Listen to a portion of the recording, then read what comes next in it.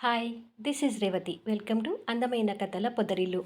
వీడియోస్కి likes, comments, share చేస్తున్న మిత్రులకి నా హృదయపూర్వక ధన్యవాదాలు. దయచేసి అందరూ కామెంట్స్ ఇవ్వడానికి చూడండి. అలాగే ఛానల్ని షేర్ చేస్తూ వ్యూస్ కౌంట్ పెరగడానికి సపోర్ట్ చేయండి. ఇక ఆలస్యం చేయకుండా కథలోకి వెళ్దాం. ప్రేమ మనసులు ఎపిసోడ్ నెంబర్ 8. వంశీ సంతోషంతో ఆఫీస్ నుండి వచ్చి డ్రెస్సింగ్ టేబుల్ దగ్గర నిలబడి ఉన్న దివ్య దగ్గరికి వెళ్ళి దివ్యని వెనుకగా చుట్టుకొని, దివ్య, ఒక గుడ్ న్యూస్ అంటాడు. దివ్య వంశీకి ఎదురుగా తిరిగి, గుడ్ న్యూస్ అయితే నా నడుము ఇలా చుట్టుకొని చెప్పాలా అంటుంది. దివ్యని ఇంకా మీదకు లాక్కొని పట్టుకొని, నిన్ను ఎలాగైనా చుట్టుకునే హక్కు నాకుందోయ్ అంటాడు. ఉంటుంది, కానీ ఇంతకీ గుడ్ న్యూస్ ఏంటి అని అడుగుతుంది. రేణు అశోక్ని ప్రేమిస్తున్నట్టుగా చెప్పిందంట. ఇప్పుడే అశోక్ ఫోన్ చేసి ఈ గుడ్ న్యూస్ చెప్పాడు అంటాడు. అది వినగానే దివ్య కళ్ళు సంతోషంతో మెరుస్తూ, మీరు చెప్పేది నిజమేనా అంటుంది. నిజమేనే బంగారం అంటాడు. దివ్య ఇంకా సంతోషపడుతూ వంశీ 2 బుగ్గలు పట్టుకొని గట్టిగా లాగుతూ, నిజంగానే ఇది మనకు గుడ్ న్యూస్ వంశీ గారు అంటుంది. అబ్బా, నీ చెల్లెల ప్రేమ ఏమో కానీ నా బుగ్గలు నొప్పిలేస్తున్నాయే అంటాడు. ఓ సారీ వంశీ గారు, ఆనందంతో గట్టిగా నొక్కి లాగాను అంటుంది వంశీ బుగ్గలని వదులుతూ. వంశీ అద్దంలో చూసుకుంటూ, చూడు, నీ నొక్కుడికి నా చెంపలు ఎలా కందిపోయాయో అంటాడు. ఆ చెంపల వైపు దివ్య జాలిగా చూస్తూ, అవును, తెల్లగా ఉండే మీ చెంపలు ఎర్రగా కందిపోయాయి అంటూ వంశీ 2 బుగ్గల మీద ముద్దు పెట్టి, ఇప్పుడు ఓకేనా అంటుంది. నాకు కావాల్సింది ఈ పొడి ముద్దులు కాదు, ఈ తడి ముద్దు అంటూ దివ్య పెదవులు అందుకొని ఆబరాగా ముద్దాడుతూ తన పెదవుల నుండి అమృతాన్ని స్వీకరిస్తుంటాడు. వంశీ పెదవులు తన పెదవుల మీద తాకగానే దివ్య ఒళ్ళు జల్లుమంటూ వంశీ తలలోకి వేలు దూర్చి అల్లుకొని పోతుంటుంది. అలా వంశీ తనివి తీరా తనని ముద్దాడి తన పెదవులు విడి నవ్వుతుంటే, అబ్బా, ఈ మధ్య మీ రొమాన్స్తో నన్ను చంపేస్తున్నారు అంటూ దివ్య పెదవులు తుడుచుకుంటుంది. వంశీ నవ్వుతూ, మన స్వీట్ రొమాన్స్ ఎప్పుడు ఉన్నదేలే కానీ అశోక్ రేణుల పెళ్లిని వెంటనే చేసేద్దామా అని అడుగుతాడు. మీకు అంతా తొందరే వంశీ గారు. అసలు అశోక్ ఎవరనేది ఆ దెయ్యం రాక్షసుకి తెలిసాక ఆ విషయాన్ని దాచిపెట్టినందుకు అది మన మీద ఎంత గోల చేస్తుందేమోనని నేను కంగారు పడుతున్నాను. మీరేమో అప్పుడే పెళ్లి వరకు వెళ్ళారు అంటుంది. ఏయ్, నువ్వు కూడా దెయ్యం రాక్షసే అంటున్నావేంటి అంటాడు.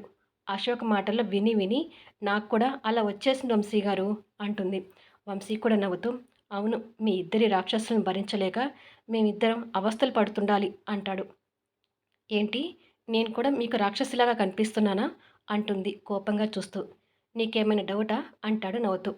మీరు ఇలా అంటే నేను మీతో అస్సలు మాట్లాడను పోండి అంటూ మొహం తిప్పుకుంటుంది. అమ్మో, అంత మాట అనకే, ఆల్రెడీ ఆ నరకాన్ని సంవత్సరం భరించాను అంటాడు తనని దగ్గరకు తీసుకుంటూ. దివ్య కూడా జాలీగా చూస్తూ వంశీ హృదయం మీదకి వాలి, నేను కూడా మీతో పాటు ఆ నరకాన్ని భరించానులేండి, ఆ నరకం ఎంత బాధగా ఉంటుందో నాకు కూడా తెలుసు అంటుంది. వంశీ నవ్వుతూ దివ్య నుదుటి మీద ప్రేమగా ముద్దు పెట్టుకొని, రాక్షసి అంటే నా బంగారు రాక్షసు అని అర్థం అంటూ తనని ప్రేమగా హత్తుకుంటాడు. ఇక ఈ ప్రేమ జంట సరదాగా తిరిగి ఓ రెస్టారెంట్లో డిన్నర్ చేసి ఇంటికి వచ్చి కారు పార్కింగ్ చేసి లోపలికి వస్తుంటారు. ఇక నీ రూమ్లోకి వెళ్ళి ఎలాంటి ఆఫీస్ పనులు పెట్టుకోకుండా ప్రశాంతంగా పడుకో అంటాడు అశోక్. సరే అని రేణు తన రూమ్ సైడ్ వెళ్ళటానికి కొంత దూరం వెళ్ళి మళ్ళీ వెనుకకు తిరిగి పరిగెత్తుకుంటూ అశోక్ దగ్గరికి వచ్చి అశోక్ని గట్టిగా హక్ చేసుకొని, ఎందుకు అశోక్, నిన్ను వదిలి నా రూమ్లోకి వెళ్ళాలనిపించడం లేదు అంటుంది. అశోక్ నవ్వి రేణు తలని నిమురుతూ, నేను ఎంత దూరం వెళ్తున్నానని ఇలా అంటున్నావు, ఈ పక్క రూమ్లోనే కదా నేను ఉండేది అంటాడు. అయినా సరే నాకెందుకో నిన్ను వదిలి లోపలికి వెళ్ళాలనిపించడం లేదు అంటుంది. సరే, నేనే నిన్ను తీసుకెళ్తాను అని రేణుని 2 చేతులతో ఎత్తుకొని తన రూమ్లోకి తీసుకెళ్ళి బెడ్ మీద పడుకోబెట్టి, ఇక పడుకో అంటాడు. నేను నిద్రపోయే వరకు ఇక్కడే ఉండవా ప్లీజ్ అంటుంది.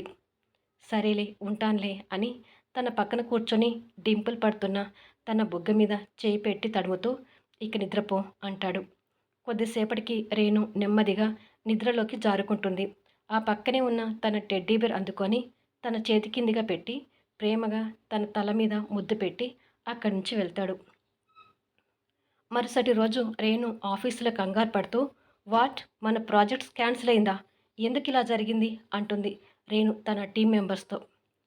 సేమ్ మన లాంటి project Anand group of company వాళ్ళు కూడా పంపించారంట, మనది కాపీ చేసిన ప్రాజెక్ట్ అని రిజెక్ట్ చేశారంట అంటారు.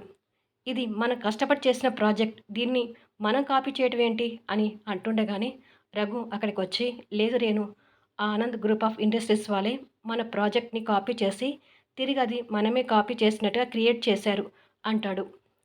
అంతలోనే అక్కడికి అశోక్ కూడా వచ్చి ఓ పక్కగా నిలబడి వాళ్ళ మాటలు వింటుంటాడు. అది ఎలా సాధ్యపడుతుంది? మన సిస్టంలో ఉన్న డేటా ఆ ఆనంద్ కంపెనీ వాళ్ళకు ఎలా తెలుస్తుంది? అని అడుగుతుంది రేణు. లాస్య కన్నింగ్గా చూస్తూ, ఎలా తెలిసింది అంటే, ఇక్కడ ఉన్న వాళ్ళ ఎవరో మన డేటాని దొంగిలించి ఆ ఆనంద్ కంపెనీ వాళ్ళకి ఇచ్చి ఉంటారు. అయినా ప్రాజెక్ట్ మేనేజర్‌గా ప్రాజెక్ట్ డీటెయిల్స్ లీక్ కాకుండా చూసుకోవాల్సిన బాధ్యత నీదే కదా రేణు అంటుంది. రేణు బాధపడుతూ, నేను జాగ్రత్తగానే ఉన్నాను. అయినా ఇది ఎలా జరిగిందో అర్థం కావడం లేదు అంటుంది. అర్థం కావట్లేదో లేదా అర్థం కానట్టు నటిస్తున్నావో ఎవరికి తెలుసు అంటుంది లాస్య గుడ్లు గుండ్రంగా తిప్పుతూ. అంటే నీ ఉద్దేశం ఏంటి లాస్య అంటుంది రేణు కోపంగా. లాస్య రఘు వైపు చూస్తూ, సార్ మీరే ఆలోచించండి. మేము ఈ ప్రాజెక్ట్ టీం వర్క్గా చేసిన ప్రాజెక్ట్ మేనేజర్గా ప్రాజెక్ట్ సంబంధించిన పూర్తి డీటెయిల్స్ ఒక రేణు సిస్టమ్ మాత్రమే ఉంటాయి. మరి అలాంటప్పుడు ఈ డీటెయిల్స్ రేణు సిస్టంలో నుంచే కాపీ అయి ఉండాలి కదా. అంటే ఈ ప్రాజెక్ట్ డీటెయిల్స్ అన్నీ ఈ రేణునే ఆనంద్ కంపెనీ వాళ్ళకు పంపించిందని నా అనుమానం. అనుమానం కాదు, ఇదే నిజం అంటుంది. ఆ మాటలకి అశోక్కి లాస్య మీద కోపం వస్తున్నా ఏమీ మాట్లాడలేక మౌనంగా ఉండిపోతాడు. కానీ రఘు సీరియస్ అవుతూ, మర్యాదగా మాట్లాడు లాస్య, రేణు ఎలాంటిదో మాకు బాగా తెలుసు అంటాడు. అది కాదు సార్ అని లాస్య ఇంకేదో చెప్పబోతుండగా, వెళ్ళి నీ పని నువ్వు చూసుకో అంటాడు సీరియస్గా. లాస్య రేణు వైపు కోపంగా చూస్తూ వెళ్ళిపోతుంది. మిగతా వాళ్ళు కూడా అక్కడి నుంచి వెళ్ళిపోతారు. తన మాటలేమీ పట్టించుకోక రేణు, ఇక ఈ ప్రాజెక్ట్ గురించి ఆలోచించకు, బెటర్ లక్ నెక్స్ట్ టైం అని చెప్పి వెళ్ళిపోతాడు రఘు. రేణు బాధగా కుర్చీలో కూర్చొని పోతుంది. అశోక్ రేణుని అలా చూసి కూడా ఏమీ మాట్లాడలేక అక్కడి నుంచి మౌనంగా వెళ్ళిపోతాడు. కొద్దిసేపటికి అశోక్ రఘు మాట్లాడుకుంటూ, నాకెందుకో ఆ లాస్య మీదనే అనుమానంగా ఉంది సార్ అంటాడు రఘు. నిజాలు తెలుసుకోకుండా తప్పు పడితే లాస్య రేణుని అన్నట్టుగానే ఉంటుంది రఘు. అయినా ఈ ప్రాబ్లం ఈ ఒక్క బ్రాంచ్దే కాదు, అన్ని బ్రాంచ్లోనూ ఈ విధంగానే జరుగుతుంది. నువ్వన్నట్టు లాస్యని అనుమానించాల్సి వస్తే లాస్య లాంటి వాళ్ళు అన్ని బ్రాంచెస్లోనూ ఉన్నట్టే కదా. ఇన్ని బ్రాంచెస్లో ఇంతమంది ఎంప్లాయీస్ మధ్యలో అలాంటి చీడపురుగులు ఎవరు అనేది ఎలా కనిపెట్టాలో అర్థం కావడం లేదు అంటాడు అశోక్. మీరు అంటున్నది నిజమే సార్ అంటాడు రఘు కూడా బాధపడుతూ. అశోక్ మనసులో మాట్లాడుకుంటూ, చక్రవర్తి గారు, మీరు నాతో మాట్లాడేటప్పుడే మా బిజినెస్ను దెబ్బతీయటానికి మీరు పక్కా ప్లాన్తోనే ఉన్నారని అర్థమైంది. మీరు మా కంపెనీల మీద ఎలాంటి నిఘా పెట్టారనేది త్వరలోనే తెలుసుకుంటాను అని అనుకుంటాడు. మరికొద్దిసేపటికి ఎవరూ లేని ప్రదేశంలో రేణు లాస్యని చెంప మీద కొడుతుంది. లాస్య కోపంగా చూస్తూ, నన్నే కొడతావా అంటుంది.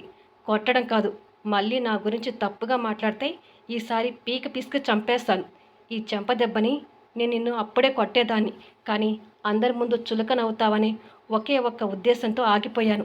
మళ్ళీ చెప్తున్నాను, నా జోలికొస్తే గుండ్రంగా తిప్పుతున్న నీ కన్నుగుడ్లు పీకి పడేస్తాను, జాగ్రత్త అని చెప్పి రేణు వెళ్ళిపోతుంటే లాస్య కోపంగా వెళ్తున్న రేణు వైపు చూస్తూ, నన్నే చెంపదెబ్బ కొట్టావు కదా రేణు, ఏదో ఒకరోజు నీ జీవితం మీద కొట్టే అవకాశం వస్తుంది.